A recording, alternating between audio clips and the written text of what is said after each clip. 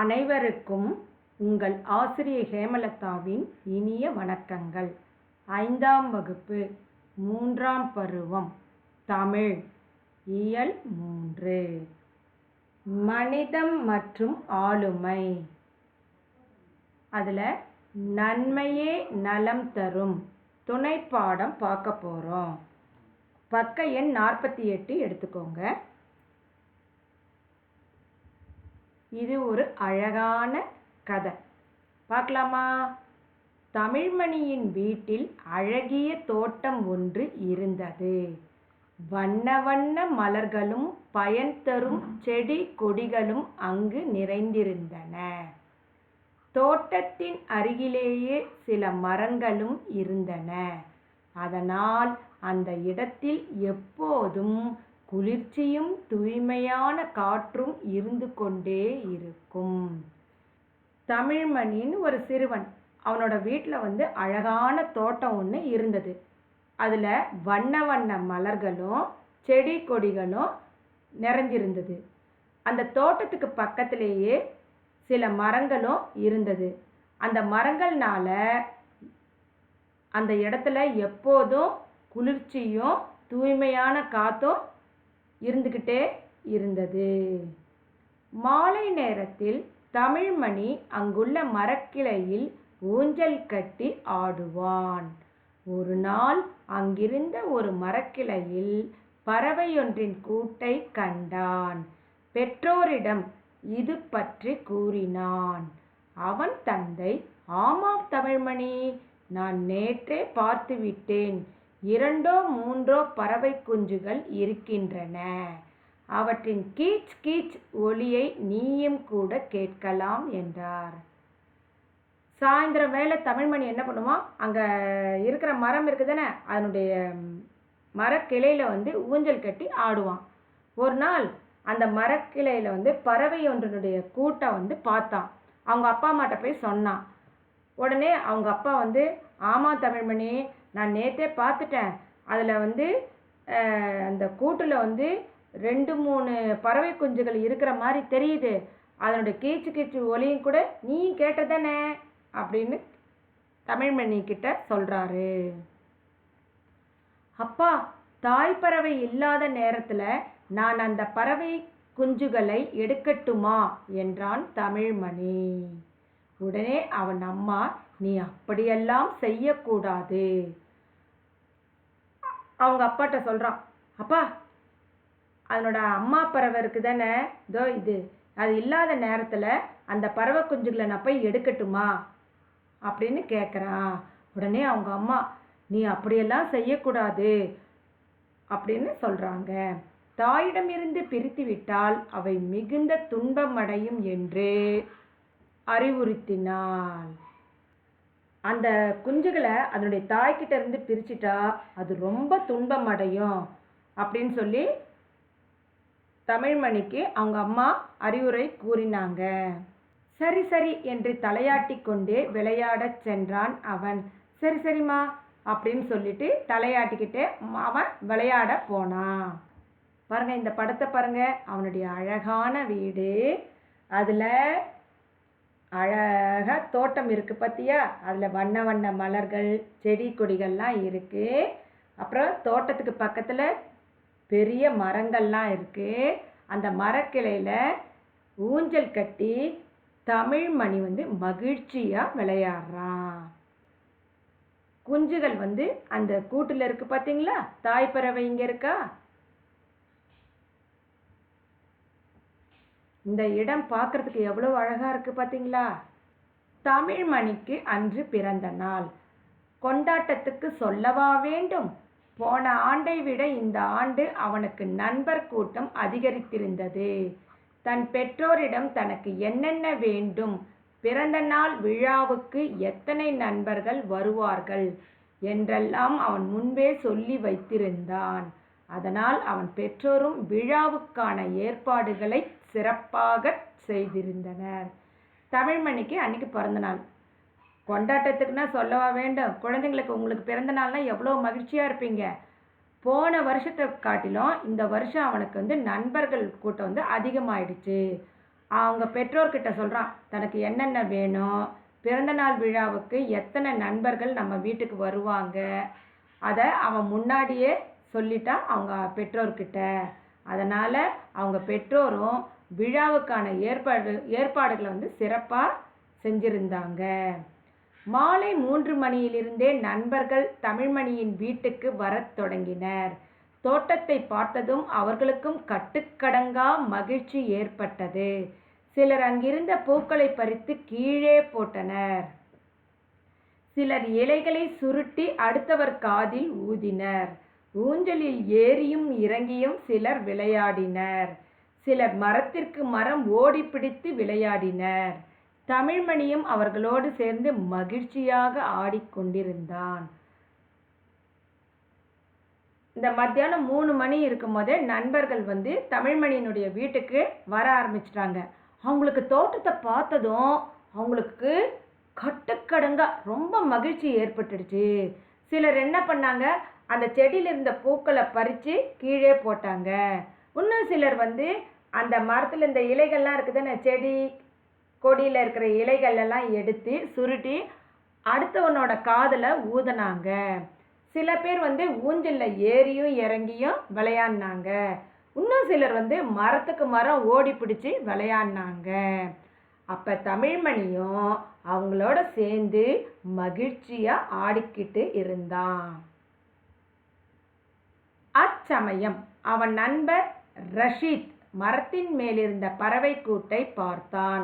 எல்லாரும் இங்க பாருங்க, சின்ன சின்னதா பறவை குஞ்சுகள் இருக்கும் போல, கீச்சு கீச்சுன்னு சத்தம் கேட்குது என்றான் ரஷீத். அங்கங்கே விளையாடி கொண்டிருந்த நண்பர்கள் எல்லாம் பறவை கூடியிருந்த மரத்தின் அருகே ஒன்று கூடினார்கள்.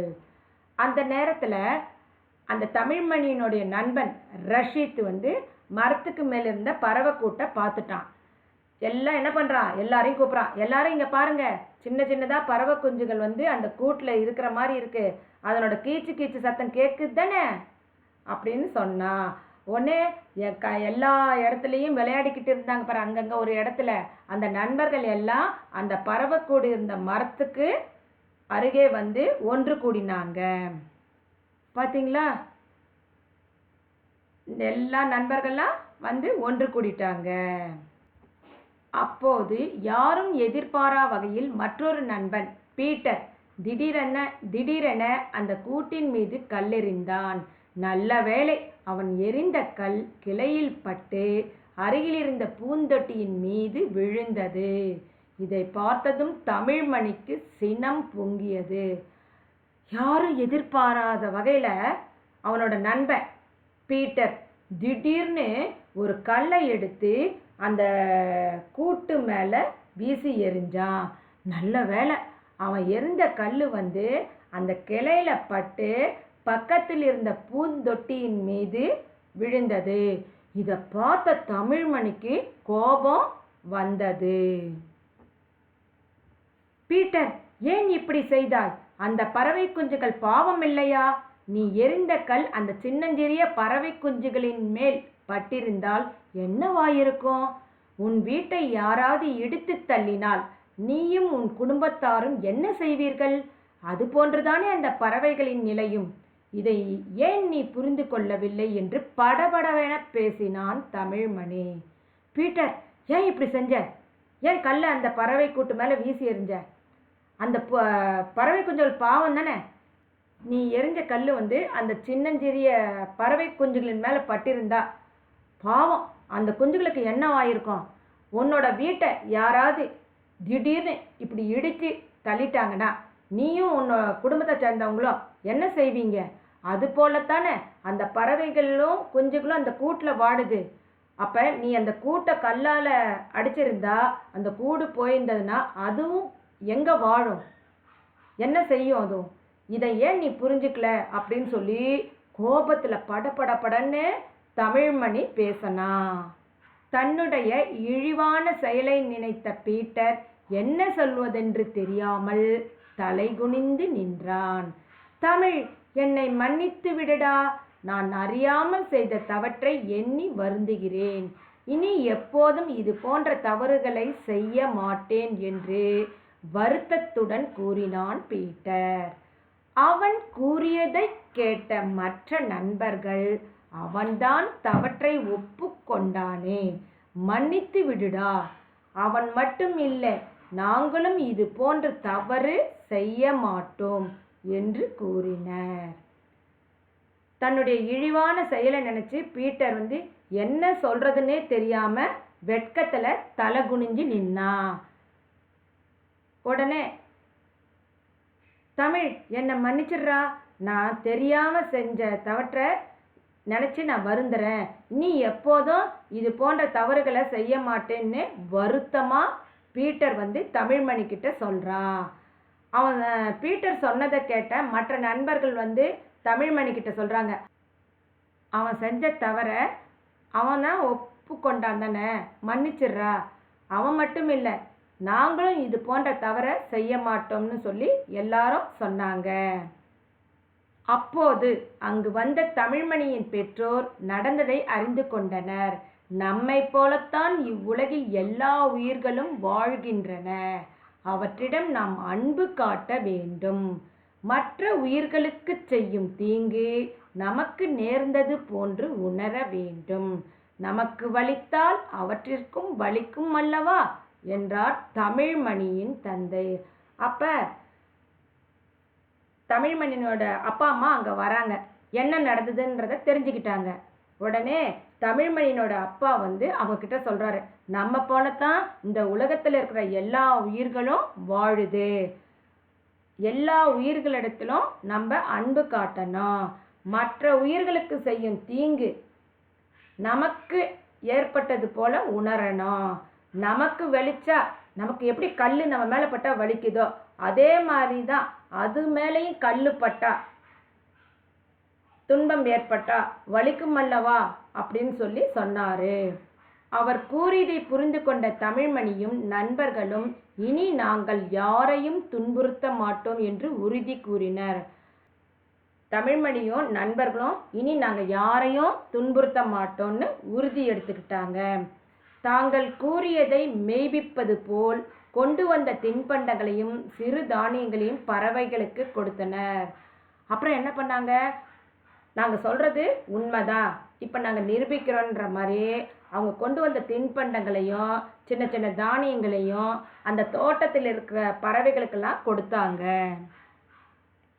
மேலும் தாம் பார்க்கும் இடங்களிலும் பள்ளியிலும் பறவைகளின் கூடுகளை கண்டால் அவற்றை கலைக்காமல் பாதுகாப்போம் என்று உறுதி பூண்டனர். பறவைகளுடைய கூடுகளை பார்த்தா அதை கலைக்காம பாதுகாப்போம்னு சொல்லி உறுதி எடுத்துக்கிட்டாங்க. பறவைகளுக்கு தானியங்களும் தண்ணீரும் கொடுத்து உதவுவோம் என்று கூறி உறுதியளித்தனர். அது மட்டும் இல்லை, பறவைகளுக்கு தானியங்களும் கொடுப்போம், அதுக்கு தாகமும் எடுக்கும் தானே, அதுக்கு தண்ணீரும் கொடுத்து உதவுவோம்னு உறுதிமொழி எடுத்துக்கிட்டாங்க. இதுலேருந்து என்ன தெரியுது, பிறருக்கு உதவுவதே சிறந்த பிறந்த நாள் பரிசு என்று கூறி தமிழ்மணியை அனைவரும் வாழ்த்தி சென்றனர்.